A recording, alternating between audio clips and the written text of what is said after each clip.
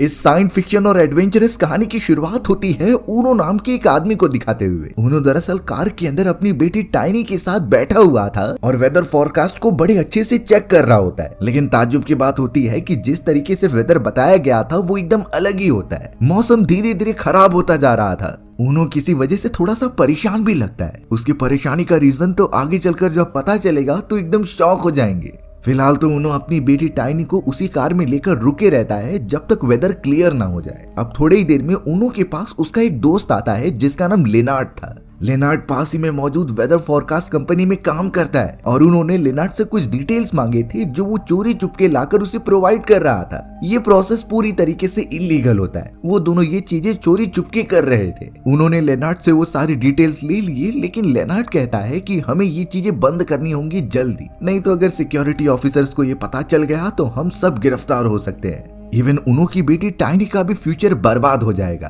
पर ऊनो को पता नहीं क्या डर सता रहा था और उसे वहां से निकलना होता है। थोड़ी ही देर में वहां मौजूद सिक्योरिटी ऑफिसर्स को इसकी भनक लग जाती है। वो तो अब सीधा वहां आ गए पकड़ने के लिए। अब ऊनो इस तरीके से अपनी बेटी को फंसने तो नहीं दे सकता था, इसीलिए वो कार लेकर वहां से आगे बढ़ने लगता है। लेनार्ड बेचारा ऊनो को रुकने के लिए कह रहा था, लेकिन वो रुकता ही नहीं। सिक्योरिटी ऑफिसर सीधा लेनार्ड को पकड़ लेते हैं और उसे बंदी बना लेते हैं इस जुर्म के कारण। लेनार्ड बेचारा ऊनो की मदद भी कर रहा था और वो इसमें फंस भी गया। कुछ ही दिनों के बाद हमें खबर मिलती है कि ऊनो अपनी गाड़ी के साथ कहीं गायब हो गया है। उसकी बेटी टाइनी वहीं पर मौजूद थी जो एक फॉस्टर होम में बड़ी होने लगी होती है। धीरे धीरे इस तरीके से कई साल बीतते चले गए। टाइनी अब काफी बड़ी हो चुकी थी, लेकिन उसे भी पता है कि उसके फादर कई साल पहले कहीं गायब हो गए होते हैं। आखिर वो कहां पर चले गए हैं इसका अंदाजा टाइनी को नहीं होता। वो तो अपनी जिंदगी फॉस्टर होम्स में काट रही थी। टाइनी को एक्सप्लोर करना बहुत ही ज्यादा पसंद था। वो अपने कुछ दोस्तों के साथ हर जगह पर निकल जाती कुछ अनजान चीजें पता करने के लिए। इस समय भी वो एक सीक्रेट जगह पर होती है जो गवर्नमेंट ऑथोराइज थी।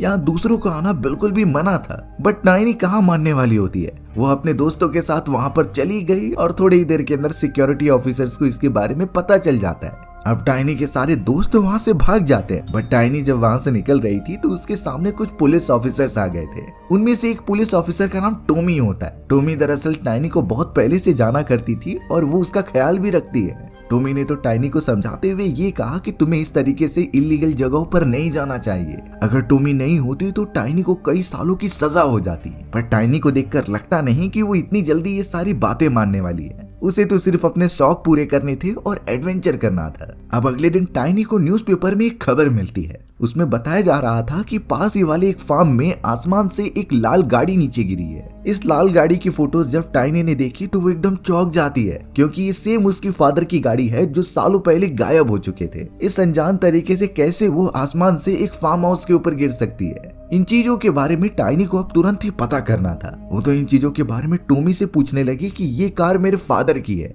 और मुझे पता करना है कि ये चीजें कैसे रिलेटेड है। लेकिन टोमी ने टाइनी को समझाया कि ये सब बकवास की बातें हैं, ये चीजें सिर्फ कोइंसिडेंट है, बाकी कुछ नहीं। पर टाइनी तो ऑब्वियसली जिद्दी थी, वो इन चीजों के बारे में पता करके ही रहेगी। इसीलिए वो सीधा उस फार्म में चली गई जहाँ वो कार क्रैश हुई थी। वहाँ पर पुलिस की सिक्योरिटी भी मौजूद थी, लेकिन टाइनी बचते हुए अंदर चली गई। वो तो उस रेड कार को बड़े ध्यान से देखने लगी कि कहीं ये वही कार है कि नहीं। और अंदर जाने पर उसे अपने फादर के कई सारे कैसेट्स मिलते हैं। इन चीजों से ये कंफर्म हो गया कि ये उसके फादर की ही कार है। बट इतने सालों तक वो कहाँ थी और ऐसे अचानक ये ऊपर से कहाँ से गिरी, ये सवाल टाइनी के मन में लगातार घूमते जा रहे थे। अब टाइनी यहाँ पर अपनी थोड़ी रिसर्च करती है और एक यूएफओ डिपार्टमेंट में आ जाती है। ये एक ऐसा डिपार्टमेंट था जो टाइम ट्रेवल, अलग दुनिया के लोग और भी कई सारी अनडिफाइनेबल चीजों के ऊपर रिसर्च किया करती थी। टाइनी वहां जाकर देखने लगी कि उन लोगों के पास भी वो न्यूज़पेपर है जिस पर वो कार आसमान से गिरी थी। उस डिपार्टमेंट का हेड कोई और नहीं बल्कि लिनार्ड था, यानी टाइनी के फादर ऊनो का बेस्ट फ्रेंड जो कहानी की शुरुआत में दिखाया गया होता है। अब टाइनी सीधा लिनार्ड के पास जाकर अपने फादर के रिलेटेड सारी चीजें बता देती है। उसने ये कहा कि उसके फादर कई साल पहले गायब हो चुके थे और आज जाकर उनकी वो रेड कार आसमान से गिर रही है। ये सिर्फ कोइंसिडेंट नहीं हो सकता, इसके पीछे कुछ और बड़ा सा रीजन हो सकता है जिसे हम समझ नहीं पा रहे हैं। लिनार्ड और उसके टीममेट्स को भी कुछ ऐसा ही लग रहा था, इसीलिए वो कहने लगे कि हमें सबसे पहले रिसर्च करनी होगी। रिसर्च के बाद ही हम कुछ कंक्लूजन पर पहुंच पाएंगे। उन सभी लोगों ने टाइनी को भी अपनी रिसर्च में शामिल कर लिया और निकल पड़े उसी वेदर स्टेशन के पास जहाँ पर उनो गायब हुआ था। सबसे पहले उन्होंने एक टेरिटरी डिसाइड की कि वो इसके अंदर नहीं जाएंगे क्योंकि उस जगह पर सिक्योरिटी ऑफिसर्स भी हो सकते हैं। वो सब अपना रहने के लिए टेंट भी बनाना स्टार्ट कर दिए और कनेक्शन एस्टेब्लिश कर दिया। वो सब वॉकी टॉकी पर एक दूसरे से बात कर सकते हैं। अब उन्हें सिर्फ वेट करना होगा कुछ सबूत मिलने का। टेनिट तो यहाँ लिनार्ड के साथ अपनी इन्वेस्टिगेशन जारी रख रही थी, लेकिन उन्हें समझता नहीं कि अगर ये छोटा सा रिसर्च सेंटर है तो इतने सारे सुपर कंप्यूटर्स और इतनी फेंसिंग यहाँ पर क्यों लगाई गई है। जरूर इस जगह पर कुछ तो गड़बड़ है। ये बात ही टाइनी को समझ गई थी। वो यहाँ की एक डेटा चिप निकालना चाहती है, लेकिन तभी अचानक उन्हें कुछ सिक्योरिटी गार्ड्स दिखे। उनके साथ एक रिसर्चर भी मौजूद थी और जब लिनार्ड उसे ध्यान से देखता है तो पता चला कि ये तो उसकी बेस्ट फ्रेंड है जिसका नाम कीकी था। लिनार्ड अब सभी को पीछे रहने के लिए कह देता है और सीधा कीकी के पास चला जाता है कुछ बातें करने के लिए। कीकी भी चौंक गई थी कि लिनार्ड यहाँ पर क्या कर रहा है। लिनार्ड ने तो यहाँ बहाना बना दिया कि वो पेड़ों के कुछ सैंपल्स लेने आया था अपनी एक अलग टाइप की रिसर्च के लिए। बट बातों ही बातों में लिनार्ड ने यहाँ कीकी से पूछ लिया कि ये सारी चीजें क्यों लगाई गई हैं। इतने हाईटेक कंप्यूटर्स यहाँ पर इंक्लूड होना, वो भी सिक्योरिटी एरिया में, ये बातें बिल्कुल भी समझ नहीं आ रही होती। इस मोमेंट पर जाकर कीकी ने उसे समझाया कि हम यहाँ एक नया डिपार्टमेंट ओपन कर रहे हैं। हम एक्स्ट्रा टेरिटोरियल लाइफ की चीजें को एक्सप्लोर करते थे और जो भी पृथ्वी पर अनयूजुअल चीजें होती हैं जिसे इंसान नहीं समझ सकते उसे अनरिवील करने की कोशिश करते हैं। कीकी और लिनार्ड की बातें चली रही थी, तभी टाइनी दूसरी तरफ सुपर कंप्यूटर के पास जाती है और वहाँ के एक डेटा डिस्क को निकाल लेती है। ऐसा करने पर तुरंत ही अलार्म बजने लगे थे और टाइनी जब बाहर जा रही थी तो वहाँ के दरवाजे लॉक होते हैं, यानी वो एक तरीके से फंस चुकी थी और सभी सिक्योरिटी गार्ड्स तैनात हो गए। लिनार्ड और उसके टीम मेंबर्स ये समझ जाते हैं कि इससे तो वो खतरे में पड़ जाएंगे, इसीलिए फिलहाल लिनार्ड अपने साथियों को अपनी वैन में बिठाता है और सीधा दरवाजा तोड़ते हुए टाइनी के पास पहुंचता है। टाइनी भी जल्द से जल्द वैन के अंदर आ गई थी और वो सभी को लेकर बाहर निकलने लगे। कीकी ने तो एकदम चौंक कर सारे सिक्योरिटी गार्ड्स को उनके पीछे लगा दिया था। वो सारे डेटा चिप जो चुराए गए थे सुपर कंप्यूटर से, वो बहुत ही क्रूशियल होते हैं। इनफैक्ट ये समझा जा सकता है कि उस चिप के अंदर पूरी रिसर्च का डेटा मौजूद है। लिनार्ड तो अपनी वैन को बहुत ही ज्यादा तेजी से चला रहा था ताकि सिक्योरिटी गार्ड्स उन्हें पकड़ ना सके। टाइनी तो अब उस डेटा चिप को अपने कंप्यूटर से कनेक्ट करती है और देखती है कि उसमें क्या मौजूद है। बहुत अच्छे से देखने के बाद पता चला कि उसके अंदर तो कुछ सीक्वेंस लिखे गए हैं। वो सीक्वेंस एक्चुअली ग्रेविटेशनल फोर्स को चेंज करने वाले कुछ सिंबल्स होते हैं। टाइनी इन चीजों को नोटिस करने के बाद लिनार्ड को ये बताती है कि वो अपने फादर की भी नोटबुक्स में इन्हीं तरीके के सिंबल्स देखा करती थी, बट उसे उस समय कुछ समझता ही नहीं। तब जाकर लिनार्ड टाइनी को एक सच्चाई बताते हैं। वो कहने लगे कि तुम्हारे फादर को बहुत पहले से शक था वेदर रिपोर्ट पर। वेदर रिपोर्ट जैसी बताई जाती थी वैसे कभी फॉलो ही नहीं होती। जैसे लग रहा होता है कि कोई उन्हें कंट्रोल कर रहा है और एंड मोमेंट पर चेंज कर दे रहा है। ये सब ग्रेविटेशनल फोर्स को चेंज करने की वजह से हो रहा था। अब बात तो ये सिंपल थी कि इन चीजों को कोई इंसान तो नहीं कंट्रोल कर सकता। ये जरूर कोई दूसरी दुनिया की स्पीशीज है या फिर हमसे एडवांस एलियंस, और वो कहीं न कहीं से हम पर नजर रख रहे हैं। टाइनी को भी कहीं न कहीं इन चीजों पर शक हो रहा था, पर लिनार्ड के समझाने पर उसे ये बातें समझ में आ जाती हैं। यानी इसका ताल्लुक सच में एक्स्ट्रा टेरिटोरियल लाइफ यानी कि एडवांस एलियन से हो सकता है। अब सारे सिक्योरिटी ऑफिसर्स उस वैन के पीछे तो मौजूद थे, पर तभी टाइनी की नजर आसमान की तरफ गई। आसमान में तो रेड कलर की शाइनी तिरंगे बनने लगी होती हैं, जो लगातार एक ही डायरेक्शन में आगे बढ़ रही थी। टाइनी ने तो लिनार्ड को इन चीजों के बारे में बताया, इसीलिए वो सीधा आसमान में मौजूद उस रोशनी का पीछा करने लगे होते हैं। पर थोड़ी देर के बाद वो रोशनी एक मोमेंट पर जाकर गायब हो गई। ऐसा लगा कि कुछ हुआ ही ना हो। वो सभी उन चीजों को अपनी आंखों से देखकर शॉक हो जाते हैं कि ऐसा भी हो सकता है। फिलहाल उन सभी को जाकर एक अच्छी जगह पर छुपना होगा, नहीं तो पुलिस ऑफिसर्स उन्हें रंगे हाथों पकड़ लेंगे। सभी जल्द से जल्द अपने अपने घर पर चले जाते हैं, क्योंकि कीकी ने तो सिर्फ लिनार्ड को ही देखा होता है। टाइनी और उसके बाकी सारे दोस्तों को कोई पहचान भी नहीं पाएगा।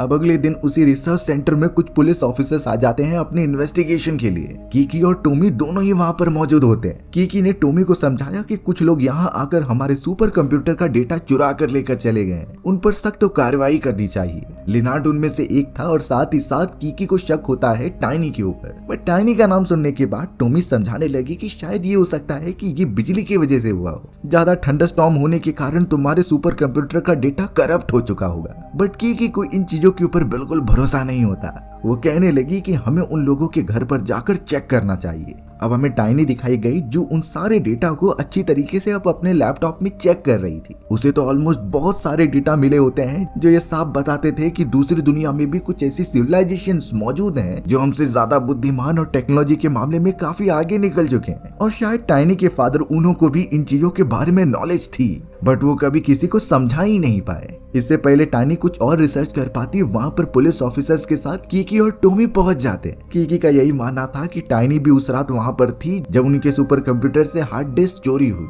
लेकिन टीनी ने तो बिना डरे यही कह दिया कि कल रात तो वो अपने फ्रेंड्स के पास थी। उसे बिल्कुल भी नहीं पता कि ये सब क्या कह रहे हैं। टॉमी तो अब यहाँ टाइनी के कहने पर ये बात मान जाती है और कीकी को कहती है कि हमें कुछ गलत फहमी हुई होगी। वो तो अब सीधा लिनार्ड से भी बातें करने के लिए निकल पड़े थे। टाइनी अब यहाँ पर चौकन्ना हो गई और वहाँ से सीधा अपने उस डिपार्टमेंट के पास पहुँचती है जहाँ सभी लोग काफी कॉन्शियस थे, क्योंकि अब ये सारी चीजें लोगों के सामने आ रही है। टाइनी तो सभी को ये बता रही थी कि उसके फादर जब गायब हुए थे तब से लेकर आज तक कीकी की ऑर्गेनाइजेशन दूसरे सिविलाइजेशन के बारे में पता लगा रही है। ये दूसरी civilization in the sense aliens है जो कि हमारे ग्रेविटेशनल फोर्स ऑफ इन्फ्लुएंस को चेंज कर रहे हैं। यही fluctuations at the end tiny के फादर ने डिटेक्ट की थी और वो किसी को बताने की कोशिश कर रहे थे, बट अफसोस वो किसी अनजान रीजंस की वजह से गायब हो गए। थोड़ी ही देर में अब उनके डिपार्टमेंट के पास पुलिस ऑफिसर्स भी पहुंच जाते हैं। ये सारी चीजें जब टाइनी और उसके दोस्तों को पता चली तो वो वैन में जल्द से जल्द बैठकर लिनार्ड के एक हाइडिंग एरिया के पास आ जाते हैं।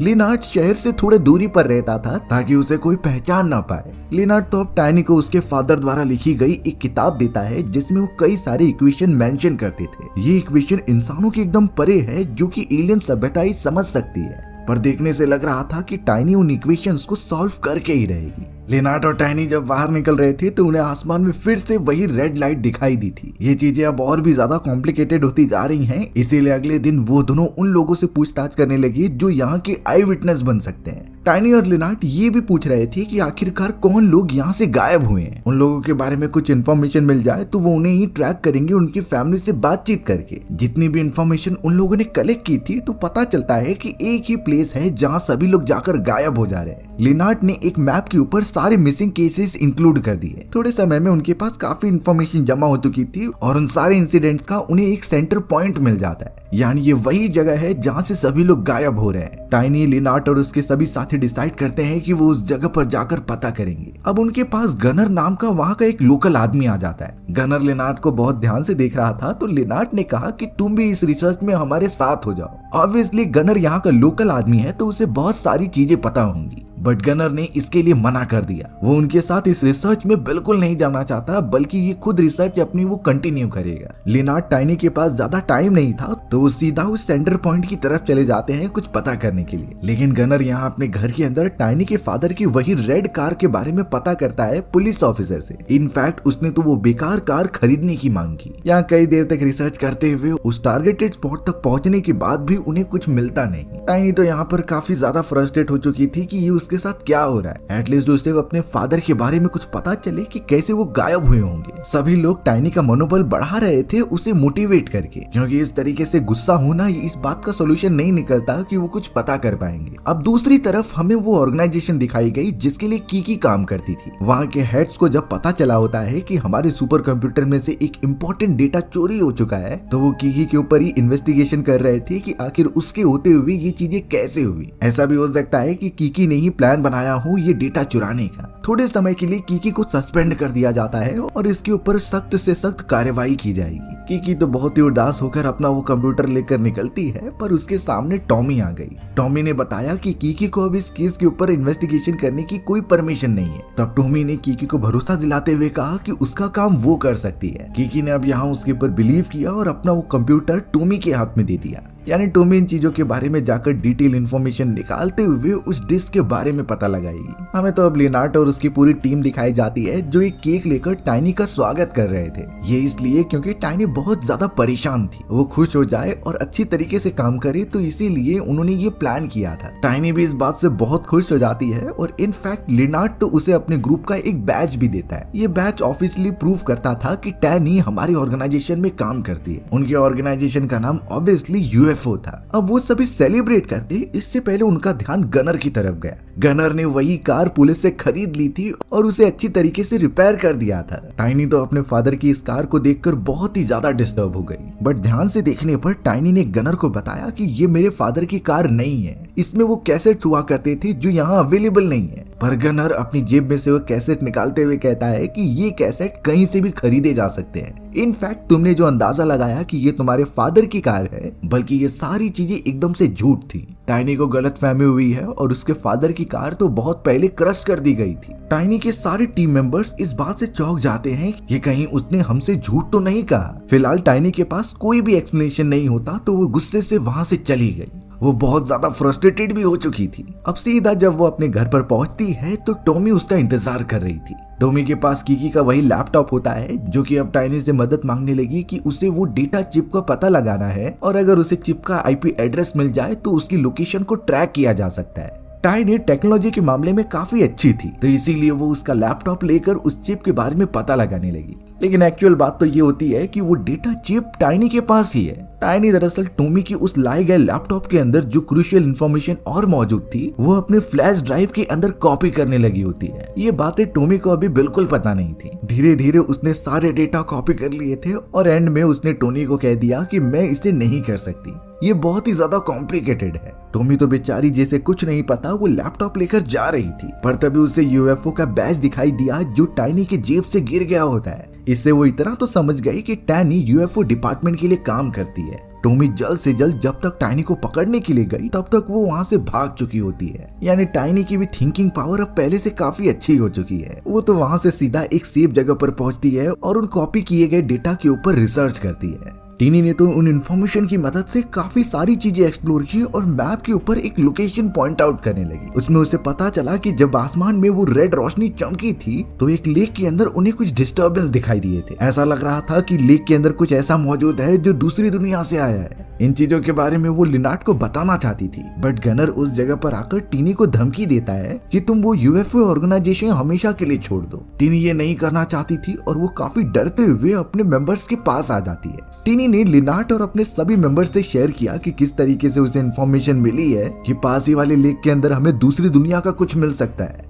अब यहाँ टीनी की बातें मानते हुए सभी एकदम चौकन्ना हो गए और अपने साथ क्रेन लेकर उस लेक के पास चले गए। लगातार उसे पॉइंट पर जब वो छानबीन करते हैं और उन्होंने जब क्रेन से वो अनजान सी चीज बाहर निकाली तो पता चलता है कि ये तो सिर्फ खराब हुई एक प्लेन है। प्लेन को बाहर निकालते हुए थोड़ी सी दुर्घटना भी हो गई थी और उनका कंटेनर नीचे गिर गया था। पर टाइनी जो इतने समय से कोशिश कर रही है अपने फादर की इन चीजों को सुलझाने की, वो अब और भी ज्यादा दुखी हो गई थी। इनफैक्ट टाइनी तो यूएफओ ऑर्गेनाइजेशन के उन मेंबर्स को ही चिल्लाने लगी कि उनका रिसर्च एकदम से बेकार है, उन्होंने ऐसी रिसर्च करके रखी है जो कभी थी ही नहीं। टाइनी ने बेफालतू का इन चीजों के ऊपर भरोसा किया और इस ऑर्गेनाइजेशन से जुड़ गई। सभी ऑर्गेनाइजेशन मेंबर्स इतना दुखी हो गए और वो बिना कुछ कहे टाइनी को वहां से छोड़कर जाने लगे। अब थोड़े समय बाद टाइनी जब वहां मौजूद थी तो उस जगह पर टॉमी आ जाती है। टॉमी ने टाइनी को गिरफ्तार कर लिया था और अब वो उसे पुलिस स्टेशन लेकर जाएगी।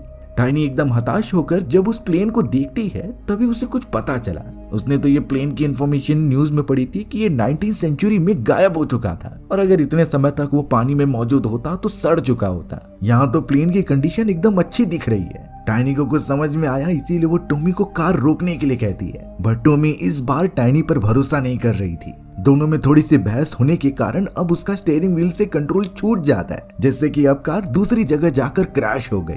टाइनी तुरंत ही वहां से बाहर निकलकर भागने लगती है और अपने यूएफओ ऑर्गेनाइजेशन के मेंबर्स के पास आ जाती है। सबसे पहले तो उसने अपने बिहेवियर के लिए माफी मांगी। उसे ऐसा बिल्कुल नहीं करना चाहिए था अपने सारे मेंबर्स के साथ। सभी लोग इस बात से मान गए थे, इसीलिए टाइनी उन्हें एक शॉकिंग बात बताती है। टाइनी ने अपने साथियों को साफ बताया कि हम इन इक्वेशन की मदद से कुछ तो पता कर सकते हैं। जिस तरीके से उसके फादर की गाड़ी गायब हुई थी वैसे ही ये प्लेन आज जाकर मिला है। फिलहाल इन चीजों के बारे में कीकी सबसे ज्यादा जानती थी, तो इसीलिए लिनार्ड टीनी की मदद करता है और उसके पास चला जाता है। टीनी तो अब यहाँ कीकी को अपने फादर द्वारा लिखे गए वो इक्वेशंस दिखाती है, जिसे पहले तो कीकी इग्नोर कर रही थी, लेकिन जब उसने ध्यान से देखा तो वो चौंक गई। अब उन्हीं इक्वेशंस को वो अपने सुपर कंप्यूटर में चेक करने लगी होती है। वहीं गनर नहीं चाहता था कि वो सभी लोग इन मिस्ट्री को सॉल्व करें, तो उसने पुलिस ऑफिसर्स को कॉल कर दिया कि यहाँ हमला होने वाला है। कीकी ने जब डिटेल्ड इन्फॉर्मेशन निकाली तो वहाँ इंक्लूजन होता है वार्म होल का, यानी स्पेस टाइम में कुछ ऐसे डिस्टर्बेंस पैदा होते हैं जिससे कि एक वार्म होल क्रिएट हो जाता है और इसे वार्म होल की मदद से किसी दूसरे टाइमलाइन के लोग ट्रेवल कर सकते हैं। टीनी अब इन चीजों के बारे में बहुत कंफ्यूज हो जाती है। बट अचानक उस जगह पर कई पुलिस ऑफिसर्स आ गए थे और टॉमी भी वहां पहुंचकर हार्ड डिस्क को ही डिस्ट्रॉय कर देती है। टीनी और लिनार्ड को तो गिरफ्तार करके लेके जाया जा रहा था, पर अचानक उसी रेड कार में उनके बाकी सारे साथी आ जाते हैं। वो जल्द से जल्द सभी को साइड में कराते हुए टीनी और लिनार्ड को अंदर बिठा लेते हैं। उन्हें अब वहां से निकलना होगा, नहीं तो पुलिस ऑफिसर्स वापस से पकड़ लेंगे। टीनी ने बाकी साथियों को छोड़ दिया था और वो खुद लिनार्ड को लेकर छुपने के लिए एक बिल्डिंग के टॉप पर चली गई। बट प्रॉब्लम की बात हुई, टॉमी वहां पहले से ही मौजूद थी। टॉमी ने उन सभी को गन पॉइंट करके रख लिया था। टीनी यहाँ अपने आप और लिनार्ड को बचाने के लिए उस पूरी ऊंचाई से नीचे कूद जाती है। अचानक पता चला कि उस जगह पर कोई तो पोर्टल ओपन हो रहा है। वो पोर्टल उनकी कार को एक अलग ही जगह पर टेलीपोर्ट करके लेके चला गया। वापस से आसमान में लाल कलर की रोशनी बन जाती है जो उन्हें एक दूसरी दुनिया में लेकर चली गई। टीनी और लिनार्ड इतना ज्यादा ट्रेवल करते जा रहे थे कि वो एक स्नोवी एरिया में पहुंच गए। लिनार्ड बेचारा पूरे प्रोसेस में काफी घायल हो जाता है। अचानक अब टीनी को साइड में कोई रोशनी दिखाई दी। उस रोशनी की तरफ कोई तो चिल्ला रहा था, जो टीनी को कहता है कि तुम जल्द से जल्द दूसरी तरफ जाओ। ध्यान से देखने पर पता चला कि ये कोई और नहीं बल्कि टीनी के फादर ऊनो है। ऊनो बार बार कह रहे थे कि समय बहुत कम है, तुम्हें वापस जाना पड़ेगा। बट टीनी इस तरीके से लिनार्ड को नहीं छोड़ सकती। वो जब लिनार्ड को लेने गई तो वही कार उसके ऊपर से गुजर जाती है। वो दोनों बहुत मुश्किल से वार्म होल के पास पहुंचते तो हैं, बट वो एकदम से बंद हो गई और दोनों कहीं और टेलीपोर्ट हो गए। ये चीजें उन दोनों के समझ के एकदम परे थी। पर अचानक वो एक ऐसी जगह पर टेलीपोर्ट होते हैं जो कि 18वीं सदी लग रही थी। वहाँ के लोगों का रहन सहन भी वैसा ही था, यानी वो सब बहुत बुरी तरीके से फंस चुके हैं। थोड़ी देर बाद उनसे बातचीत करने पर पता चला कि ये सब तो नाटक करने वाले लोग हैं, यानी एक्चुअल में वो वापस अपने टाइमलाइन में पहुंच चुके हैं। लिनार्ड को तुरंत ही एडमिट कर दिया जाता है और टीनी अपने बाकी साथियों के साथ मिल रही थी। पता चला था कि उन्हें गए हुए 3 दिन बीत चुके हैं, जबकि उन्होंने वार्म होल के अंदर कुछ ही सेकंड्स बिताए थे। अब यहाँ टीनी को इतना तो पता चल चुका होता है कि इसके पीछे कॉन्सेप्ट क्या था। उसके फादर किसी दूसरी दुनिया में अभी भी जिंदा हैं, तो टीनी और उसकी टीम का यही मिशन है कि वो किसी भी तरीके से वार्म होल को क्रिएट करे और सही टाइमलाइन में जाकर अपने फादर को बचा ले। हमारी भी कहानी यहीं पर खत्म हो जाती है। सो व्यूअर्स, आपको ये स्टोरी कैसी लगी कमेंट सेक्शन में बताना भूलना मत। और अगर आपको मेरा एक्सप्लेनेशन 1% भी अच्छा लगा होगा ना, तो वीडियो को लाइक एंड चैनल को सब्सक्राइब जरूर कर देना। मिलते हैं इसी तरीके की मजेदार वीडियोस में, तब तक के लिए बाय बाय।